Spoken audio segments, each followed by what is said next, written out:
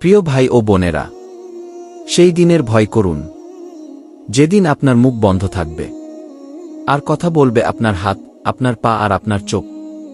সেটিই হবে কিয়ামতের দিন, যেদিন আপনার অঙ্গগুলো আপনার বিরুদ্ধে সাক্ষ্য দেবে। সূরা ইয়াসিন আয়াত 65। اليوم نختم على أفواههم وتكلمنا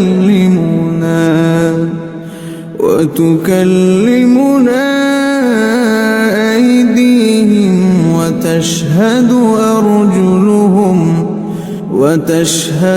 أرجلهم بما كانوا يكسبون।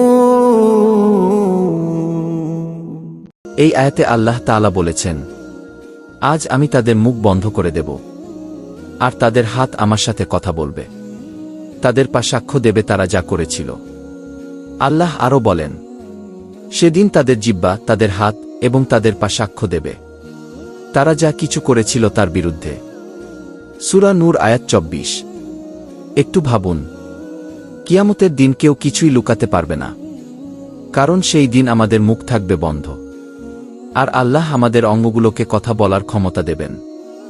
তখন আপনার হাত বলবে, হে আল্লাহ, এই হাত দিয়ে আমি চুরি করেছি। আপনার চোখ বলবে, আমি হারাম দৃশ্য দেখেছি। আপনার পা বলবে, আমি তাকে হারাম পথে নিয়ে গিয়েছি। তাহলে আমাদের কি করা উচিত? আমাদের উচিত নিজের জিহ্বাকে সংযত করা, চোখকে হেফাজত করা, আর হাত পাকে হারাম কাজ থেকে ফিরিয়ে আনা। হে আল্লাহ, আমাদের হেদায়েত দাও, যাতে আমাদের হাত দিয়ে আমরা ভালো কাজ করতে পারি, চোখ দিয়ে হালাল দেখি, আর পা দিয়ে সঠিক পথে চলি।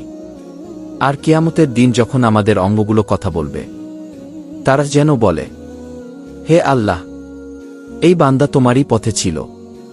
ভিডিওটি ভালো লাগলে প্রিয়জনদের সাথে শেয়ার করুন, কারণ ইসলাম প্রচার করা আমাদের সকলের দায়িত্ব।